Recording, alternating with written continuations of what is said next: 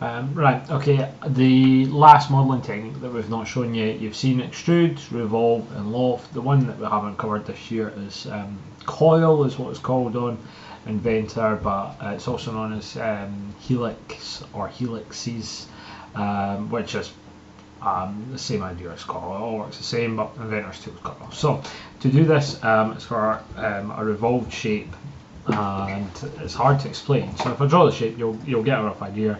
I'm just drawing a random shape, and you can pick whatever shape you want for this.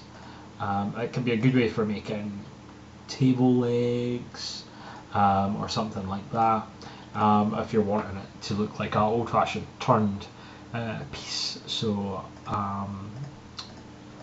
it doesn't have to be a circle. Obviously, the more points coming off, the more complicated it's going to take, the longer the computer will take to make the shape. So once you've got your profile, so this would be like a revolved section, so the cut surface of the object. If I finish sketch there and then I use the coil tool, it picks this surface and it says in what axis do I want to use. So if I just pick the origin tool, I can say okay, I want it the y-axis going up and down. Coil size, I can make whatever size I want, or revolution, much the same as a lot of the other tools. So then I can just change that to say I want the height to be maybe 50 millimeters, and I'll leave the pitch where it is. And if I hit OK, it takes a wee minute anytime I've used this on the computer, because what's going to happen is this profile is going to be lifted up and rotated around.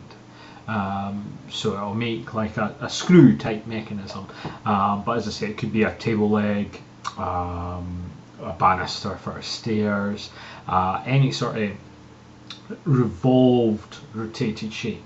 So you can see here I've got the profile that I drew there, and then if I just change the colour so it's a wee bit easier for you to see.